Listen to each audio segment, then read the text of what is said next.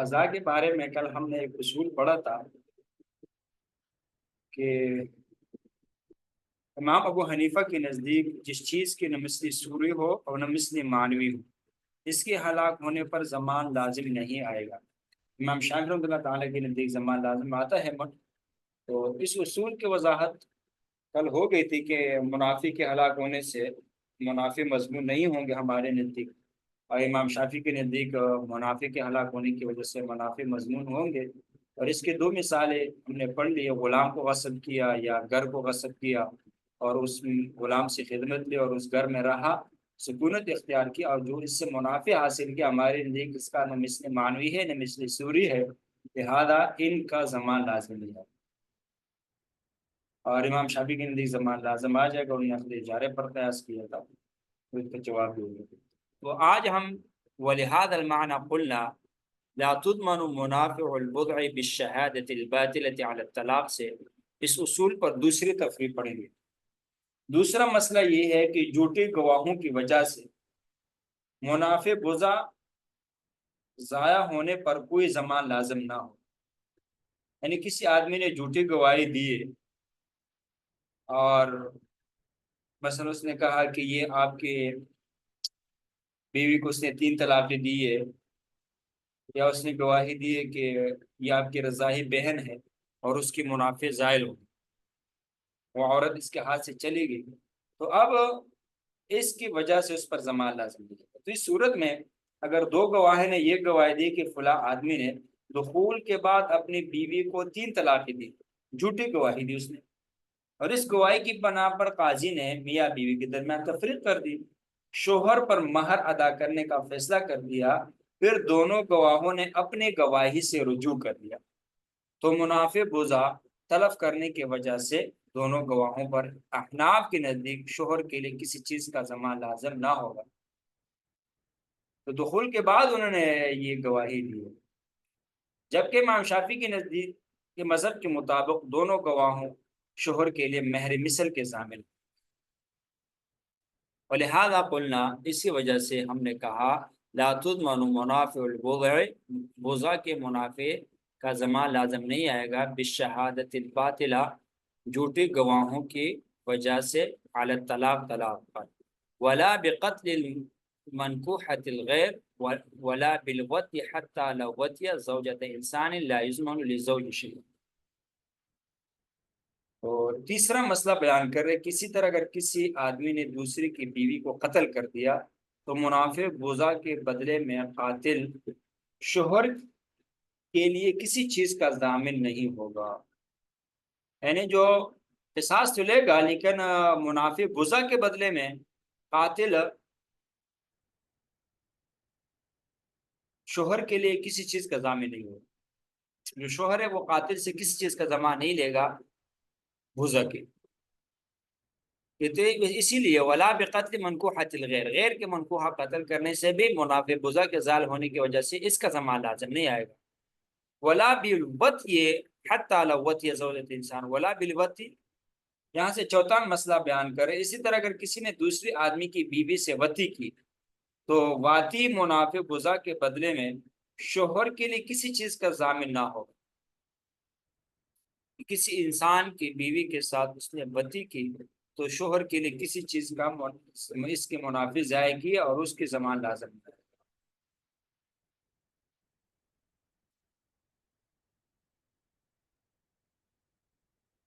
الا اذا ورد الشرع بالمثل مع انه لا يماثل صورة ولا معنى فيكون مثلا له شرعا، ہاں اگر شریعت نے اس کی مثل بیان کی ہے باوجود یہ کہ وہ نہ اس کا مثل صوری ہے مثل معنوی ہے، ایک ایسی چیز ہے کہ وہ اس کا نہ مثل صوری ہے نہ اس کا مثل معنوی ہے لیکن مثل شرعی ہے، شریعت نے اس کا مثل بیان کیا تو وہ دینا پڑے گا، فیکون مثلا له شرعا، تو جس پر شریعت وارد ہوئی اور شریعت نے اس کا مثل بیان کیا تو اس کے لیے یہ مثل شرعی ہوگا، فیجب قضاء بمثل شرعی، تو اس کو پورا کرنا واجب ہوگا مثل شرعی کے ساتھ۔ وَنَذِيرُهُ مَا قُلْنَا، اب اس کی مثال کہ ایسی چیز ہے کہ وہ اس کا نہ مثل معنوی ہے نہ مثل صوری ہے لیکن شریعت نے اس کا مثل بیان کیا، جیسے کہ فدیہ شیخ فانی کے حق میں روزے کا مثل ہے، یہ مثل شرعی ہے فدیہ دینا۔ اب ہم فدیہ کی طرف دیکھتے ہیں کہ جو فدیہ ہے یہ تو نہ روزے کا مثل سوری ہے، کیونکہ کہیں فدیہ مال ہے، روز اپنے آپ کو بھوکا رکھنا ہے، تو صورتاً اس میں کوئی مماثلت نہیں، معنن بھی نہیں ہے اس میں کوئی مماثلت۔ لہذا فدیہ جو روزے کا مثل ہے یہ مثل شرعی ہے۔ ودیت فی القتل خطأ مثل النفس مع انه لا مشابہۃ بینہم، اسی طرح قتل خطا میں دیت دینا یہ نفس کا نہ مثل سوری ہے نہ مثل مانوی ہے، لیکن اس کے باوجود شریعت نے اس کا مثل بیان کیا ہے، لہذا یہ مثل شرعی۔ تو مثل شرعی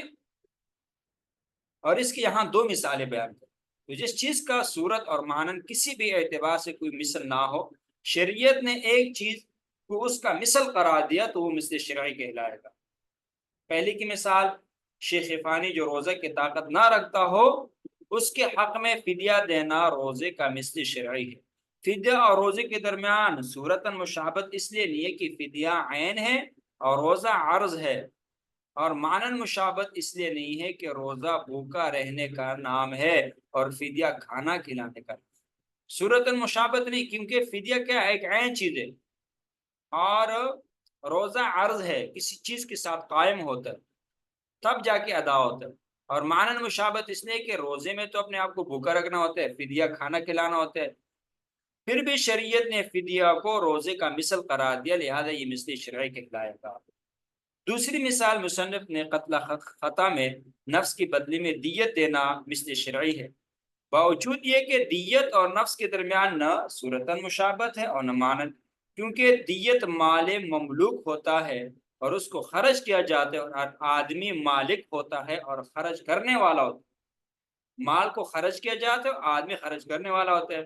آدمی مالک ہوتا ہے اور مال مملوک ہوتا ہے، تو صورتاً کسی مشابہت نہیں ہے، لہذا دیت نفس کی جو دیت ہے یہ نفس کے نہ تو مثل سوری ہے نہ مثل معنی ہے، بلکہ یہ مثل شرعی ہے۔ فصل فی النہی، یہ فصل ہے نہی کے بیان میں۔ تو مصنف علیہ الرحمہ امر کے بیان سے فارغ ہو گئے، تو یہاں سے نہی کے بیان کر رہے، اور آپ لوگوں نے پیچھے پڑھ لیا کہ امر اور نہی یہ خاص کے اقسام میں سے ہے، اور اس کو یہاں پر علیحدہ اس لیے ذکر کیا ان کے اہم ہونے کی وجہ سے اور ان کے مباحث زیادہ ہونے کی وجہ سے ان کو الگ ذکر کیا، وگرنہ یہی امر نہیں، یہ خاص کے اقسام میں سے۔ تو خاص کے آخری قسم نہیں بیان کر رہے،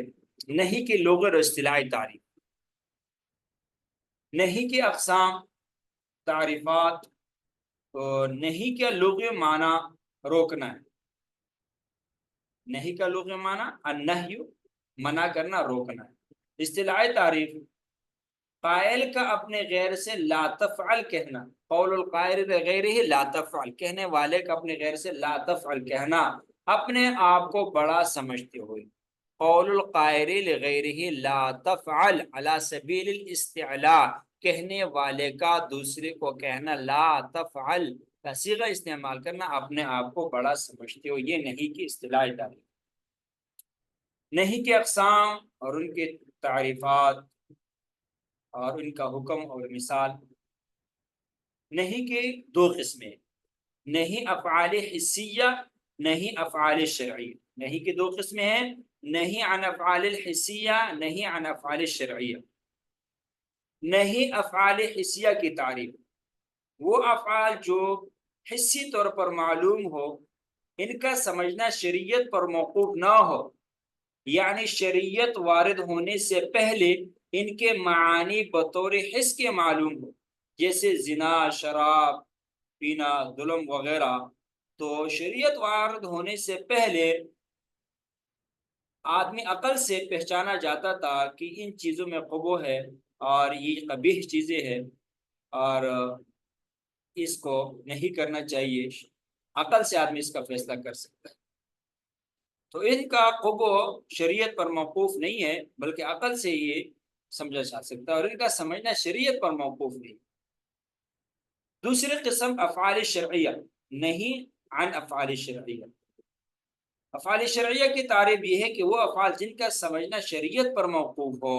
کیونکہ شریعت کے وارد ہونے سے پہلے ان کا حیت کسی کو معلوم نہ تھی، جن کا سمجھنا شریعت پر موقوف ہو، اور شریعت کے وارد ہونے سے پہلے ان کی حیت کی صورت کسی کو معلوم نہیں تھی، جیسے نماز، روزہ وغیرہ، یعنی مکروہ وقت میں نماز پڑھنا اور یوم نحر کے دن روزہ رکھنا، یہ نہیں عن افعال شرعیہ کی مثال۔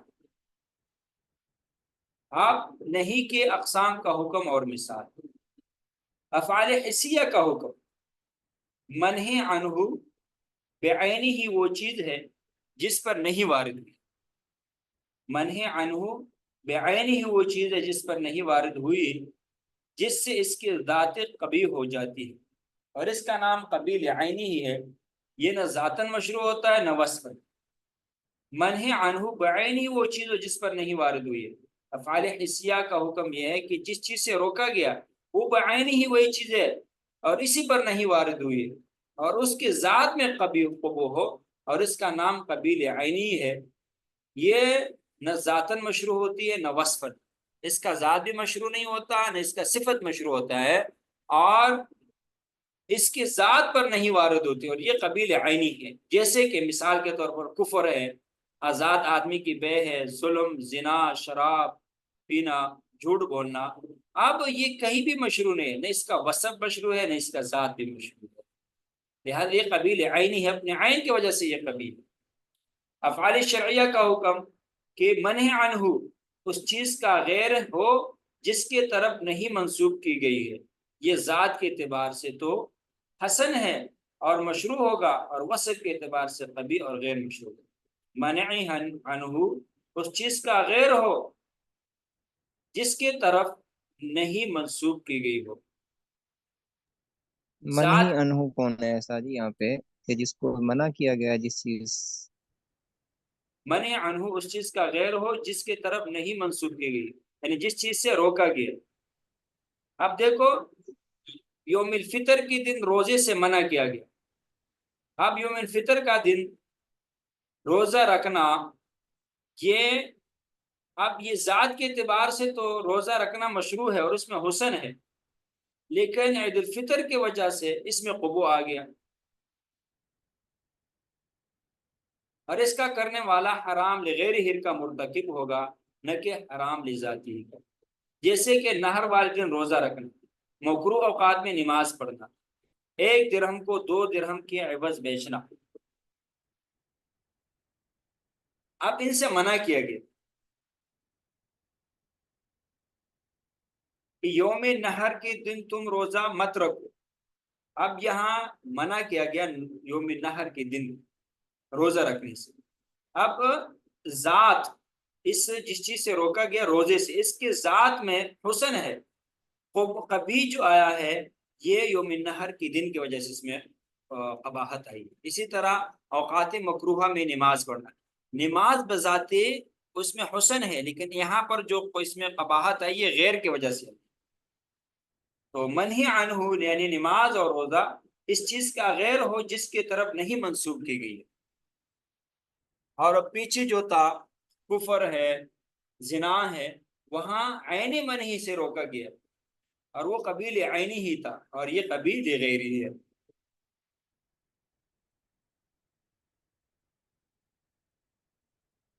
پھر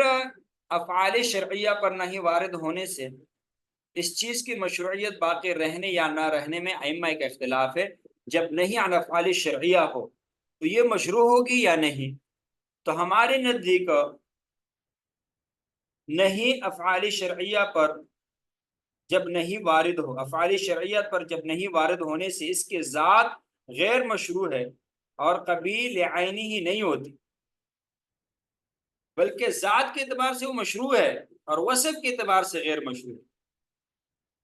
ہمارے نزدیک افعال شریعت پر جب نہیں وارد ہونے کی وجہ سے اس کے ذات غیر مشروع اور قبیل عینی نہیں ہوتی، بلکہ ذات کے اعتبار سے وہ مشروع ہے اور وصف کے اعتبار سے غیر مشروع ہے، اور منع عنہ ہوتا ہے، لہذا افعال شرعیہ پر نہیں وارد ہونے سے اس کی مشروعیت باطل نہیں ہوگی بلکہ باقی رہی ہے۔ جیسے کہ روزہ ہے، اگر کسی نے افعال ان اوقات میں نظر مان لی، اور اسی طرح اوقات مکروہہ میں آدمی نماز پڑھ رہا ہے، اگر کسی نے ان اوقات میں مثلا نفل نماز شروع کی تو اس کی شروع کرنے سے اس کے اوپر یہ نفل نماز لازم ہوگی۔ اسی طرح ان اوقات میں روزہ اس نے رکھنا شروع کیا تو بعد میں اس روزے کی قضا کرنا لازم ہوگی۔ اور امام شافعی کی نزدیک افعال شرعیت پر نہی وارد ہونے سے اس کی مشروعیت باطل ہو جاتی ہے اور ذات منع عنہ قبیل عینی ہو جاتی ہے، جیسے افعال حسیہ قبیل عینی ہے تو ان کے نزدیک افعال شرعیہ اور افعال حسیہ میں کوئی فرق نہیں ہے، جیسے افعال حسیہ قبیل عینی ہے اسی طرح افعال شرعیہ بھی قبیل عینی ہو جاتی ہے۔ امام شافعی کی دلیل یہ ہے کہ نہیں قبو کا تقاضا کرتی ہے اور قبو کا فرد کامل قبیل عینی ہے، لہذا افعال حسیہ سے نہیں ہو یا افعال شرعیہ سے نہیں ہو، دونوں صورتوں میں قبو کا فرد کامل مراد ہوگا اور دونوں صورتوں میں منہی عنہ قبیل عینی ہوگی۔ اسی طرح امام شافعی نے افعال حسیہ کو افعال